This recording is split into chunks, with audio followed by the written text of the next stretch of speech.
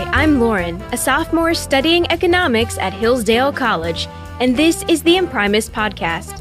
Here is the February 2023 issue, America's Broken Healthcare, Diagnosis and Prescription, by John Abramson, author of Sickening, How Big Pharma Broke American Healthcare and How We Can Repair It. The following is adapted from a talk delivered at Hillsdale College on March 5, 2023, during a Center for Constructive Alternatives conference on Big Pharma. I developed a serious cardiac arrhythmia, ventricular tachycardia, 7 years ago. It worsened over the past summer and early fall, and over the past 6 weeks, I've had several ambulance rides and hospitalizations. And my experience through this illustrates the good side as well as the bad side of medicine today. On the good side, I was fortunate to have the attention of 2 world-class doctors who spent 6 hours, one going inside my heart, the other coming through my chest wall to the outside of my heart, to map electrically the aberrant signals in my heart and to ablate them. Since then, I've not had a problem. On the bad side, 2 days after the procedure, I was in the intensive care unit when a cardiologist came by on rounds. He advocates a wider use of cholesterol-lowering statin medications than I do, and he started to cite the literature about why I should be taking more cholesterol-lowering medicine than I already was. I asked him if he had read the studies underlying that literature, and of course he had. I then asked him if he understood that the endpoint of many of those studies wasn't really appropriate to determine the benefit of statins, and he acknowledged there was some debate about that. Finally, I asked if he was aware that when peer-reviewed articles are published in medical journals, even the most reputable medical journals, the peer reviewers don't have access to the actual data from the clinical trials being reviewed, and he answered somewhat meekly that yes, he was aware of that. In other words, he was aware that his recommendation that I increase my use of statin drugs was based entirely on incompletely vetted, commercially sponsored, and largely commercially influenced medical journal articles. This gets to the heart of the problem of the commercial takeover of the medical knowledge that doctors believe in and implement. But before continuing that thought, let me step back and explain why I begin from the assumption that U.S. healthcare is on the wrong track. An easy way to gauge the health of a country and to compare the health of a country with that of other countries is to look at average life expectancy. And if you look at a chart comparing average life expectancy in the U.S. with the average life expectancy of 11 other wealthy countries from 1980 to 2021, you will find that in 1980, the U.S. was just about equal with those other countries. But as the years have progressed since then, life expectancy in the U.S. has fallen further and further behind. Until 2014, our life expectancy was going up, but we were losing ground to the populations of other advanced countries. By 2019, prior to COVID, life expectancy in the U.S. had fallen relative to that in the other countries, so much that 500,000 Americans were dying each year, in excess of the death rates of the citizens of those other countries. To exclude poverty as a factor in these numbers, a study looked at the health of privileged Americans, specifically white citizens living in counties that are in the top 1% and the top 5% in terms of income.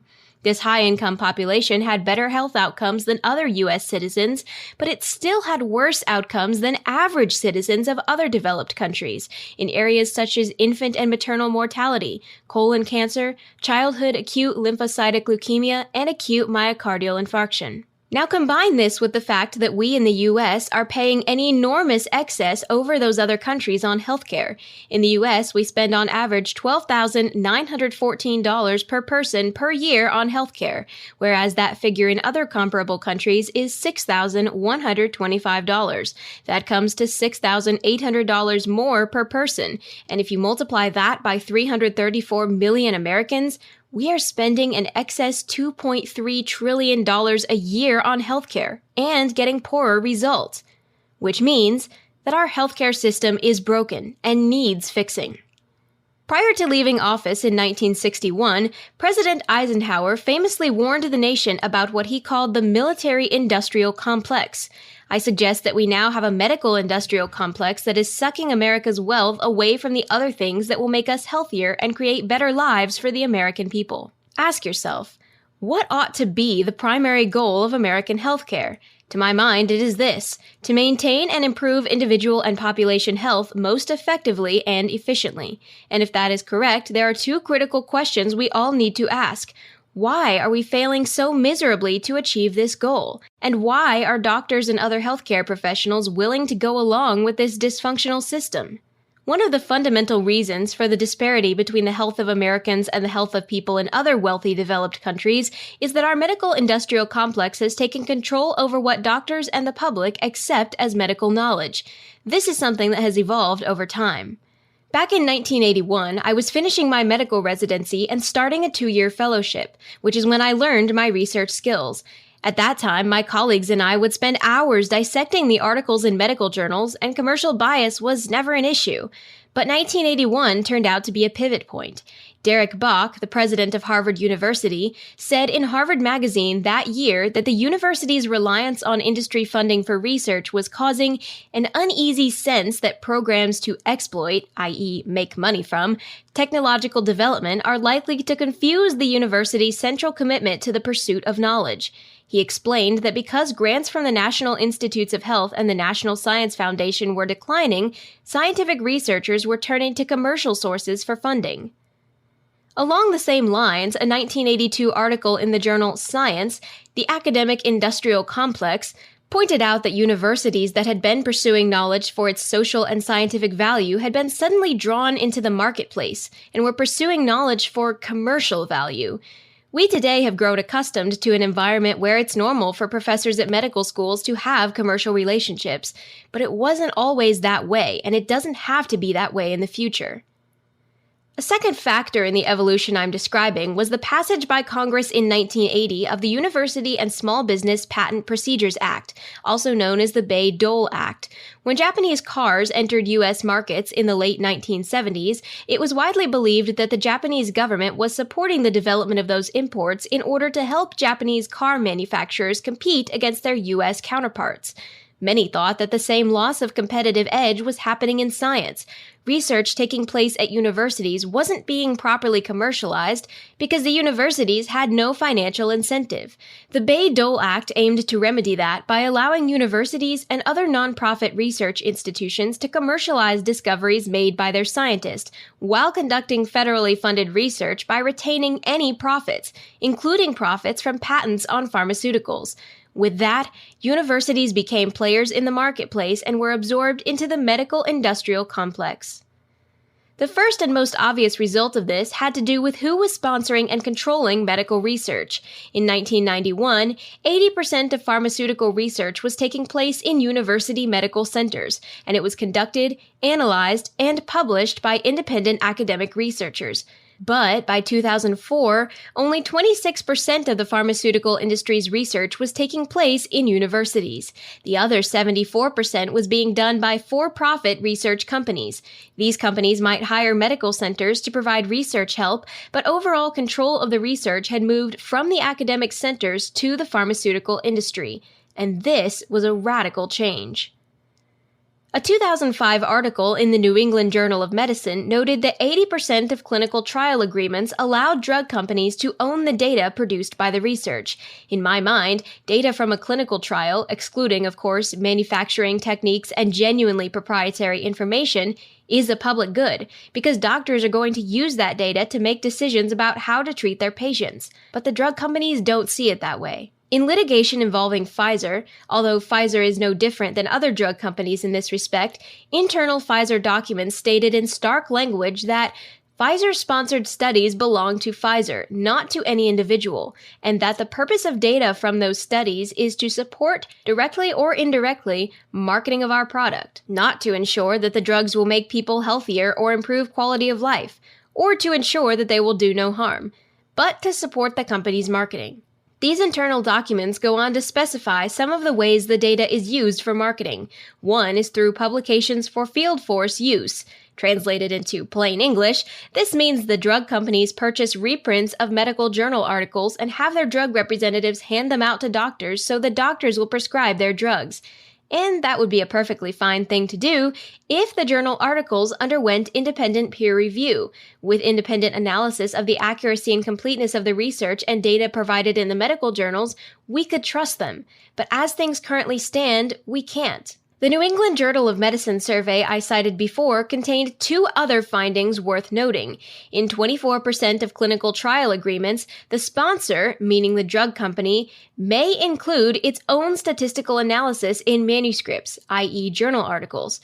And even more outrageously, 50% of clinical trial agreements allow the sponsor to write up the results for publication, and the investigators may review the manuscript and suggest revisions. In other words, 50% of the contracts that academic medical centers make with drug companies allow the drug companies to ghostwrite the articles. The researchers who are the named authors of the articles have the right to suggest revisions, but not to make actual corrections or edits. This is not academic freedom, nor is it an arrangement in which medical science is going to serve the interest of the American people. Related to this, I once asked an editor of one of the world's most respected medical journals why journals don't simply require that drug companies submit their extensive internal clinical study report and data while redacting proprietary information. The editor responded without missing a beat, "That would be a death spiral for the journal." What he was saying is that he understands the problem, but that the medical journals need to publish the major clinical trials to maintain their prestige and continue to sell reprints back to the drug companies. As an aside, the sale of reprints is a big deal. In 2005, The Lancet, one of the world's most prestigious journals, made 41% of its income from selling reprints. It is irresponsible for medical journals not to require transparency from the drug companies. But it makes perfect business sense when we understand their financial dependence on those companies. In summary, the biomedical market is not like Adam Smith's basic market in the 1700s. It's not a market where people shop for their bread, meat, and beer, and where they can directly assess the quality of the information, the quality of the product, and whether the price is fair or not. Biomedical products are not directly experienced goods like bread, meat, and beer. They are what economists call credence goods, goods that can't be evaluated directly by the purchaser. Rather, consumers must rely on the evaluation of experts. And with prescription drugs, the manufacturers have a monopoly on this information. Turning to the issue of excess cost, there are three main factors. One is that the U.S. is the only wealthy developed country that has no formal mechanism of price negotiation. A second is that because most consumers are insured, they pay only a small part of the price, so high prices don't provide market discipline. A third important factor is that as a country, we are perhaps too mesmerized by the idea of biomedical innovation. Regarding this third factor, historian Jill Lepore has written, "Innovation might make the world a better place, or it might not. Innovation," she goes on to say, "is not necessarily concerned with goodness, but often with novelty, speed, and profit. It is certain that in the biomedical arena, too many innovations we are being sold today are not being properly evaluated in terms of their true value for the public." We in the U.S. are spending 96% of our biomedical research money on medical drugs and devices, and only 4% on how to make the population healthier and how to deliver healthcare more efficiently and effectively. Put another way, the U.S. spends $116 billion on researching new drugs and devices, which comprise only 13% of total healthcare costs, but only $5 billion on research concerning the remaining 87% of healthcare costs. Why? Because the drug company's job is to maximize the money they return to their investors, and the highest return on research investment is not going to be from studying and promoting healthy diets and lifestyles. The money is in selling drugs and devices.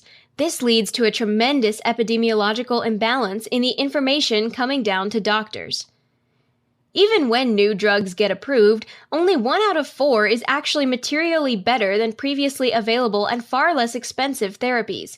Germany's Institute for Quality and Efficiency in Healthcare, an independent agency under contract to Germany's Ministry of Health, found that of 216 new drugs entering the German market from 2011 to 2017, only 54 were of major or considerable benefit. 37 were evaluated to be of minor, less, or non-quantifiable benefit, and there was no proof of added benefit for 125 of the drugs. Here in the U.S., meanwhile, because we don't have a formal mechanism of evaluating new products, doctors don't know which product out of every 4 is worth prescribing. They are visited by the marketers and given medical journal articles supporting the use of all of the drugs, and they are denied the knowledge they need to act as intermediaries. In my recent book, I talked about Trulicity, a diabetes drug that reduces the risk of heart disease. It was heavily advertised on TV and heavily marketed to doctors. But what wasn't publicized or shared with doctors is Trulicity's NNT, which stands for Number Needed to Treat. The NNT tells you how many patients have to be treated, and for how long, for one patient to receive benefit from a drug. In the case of Trulicity, it turns out that you have to treat 327 people for approximately 3 years in order to prevent one non-fatal heart event. And treating just those 327 people over that time would cost the public $2.7 billion. Wouldn't knowing these numbers make a difference to a doctor deciding whether to prescribe the drug or to a patient deciding whether to request the drug? And this is leaving aside the possible negative side effects and the number needed to harm for each of them, which clinical trials often fail to monitor and more often fail to report in journal articles. So we have all of these brand name drugs being developed, and all of them are marketed heavily regardless of their effectiveness. The drug companies that own the patents are monopolies. How high are these brand name drugs being priced? In comparative terms, they cost 3.5 times more in the U.S. than in other wealthy developed countries. But the most shocking numbers have to do with the rate of increase in prices. In 2008, the average annual price of a new drug in the U.S. was $2,115. By 2021, this annual average price of a new drug had risen to $180,000. Think about that. In 2022, the average annual price was up to $257,000. Big Pharma is comprised of for-profit companies. The job of for-profit companies is to maximize returns to their investors. Accusing drug companies of being greedy is like accusing zebras of having stripes. They're doing their job, and we're not going to change them. So it is our job, not only doctors, but the American people as a whole, to insist on guardrails to ensure that the pharmaceutical industry serves, rather than harms, public health. What is needed is very clear. First, we need to ensure that the evidence base of medicine is accurate and complete, which requires independent, transparent peer review. Second, we need to implement health technology assessment so that we and our doctors know which drugs and devices are most effective. Third, we need to control the price of brand name drugs. This is not rocket science, so why doesn't it happen? Largely because the greatest bipartisan agreement among our political leaders is that it is fine for them to accept large contributions from drug companies. Huge amounts of money flow about equally to Democrats and Republicans. This is why any meaningful reform will require the formation of a coalition of Americans to demand action. And a plea I would make is that people on the conservative side who have an aversion to government and people on the progressive side who have an aversion to free markets come together with open minds to find a middle way to solve the problem of declining health and spiraling costs. We need to transcend our ideologies, to think of the good for our country and its people on this issue. Neither the people who tend to the Republican side alone, nor the people who tend to the Democratic side alone will be able to break up the medical-industrial complex that has a stranglehold on American healthcare. Instead of focusing on our disagreements, we need to focus on what we agree about, namely that it would be better if Americans were healthier and didn't spend over twice as much money, much of it to little or no benefit, on healthcare as citizens of other wealthy countries.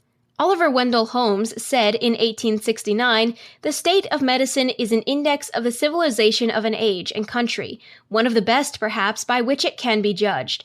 Medical science is a wonderful gift, but we have to use that gift wisely so that it serves the American people by providing the best and most efficient care. We can't allow it to be held hostage by the medical-industrial complex." To sign up for a free lifetime subscription to Imprimis delivered to your mailbox or your inbox, go to hillsdale.edu/lifetime. Available now, renowned psychologist Jordan Peterson joins Hillsdale College president Larry Arnn on the latest episode of The Larry Arnn Show. Predict the future for me a little bit. It seems to me things are coming to a point. Do you think so? Yeah, well, I think things have always been coming to a point, but they're coming to a point way faster. Well, we have Moore's Law, right? Computing power doubles every 18 months. It's like, no, you don't understand. Computing power doubles every 18 months. We're now at the point in in the course of technological progress where those doublings are happening multiple times within the span of a single life. And that means the ancient archetypal battles are accelerating. Listen to this exclusive interview with Jordan Peterson right now. Only available on The Larry Arnn Show. Find it on the Hillsdale College Podcast Network at podcast.hillsdale.edu or wherever you get your audio. And subscribe to receive new episodes delivered right to your device. That's podcast.hillsdale.edu.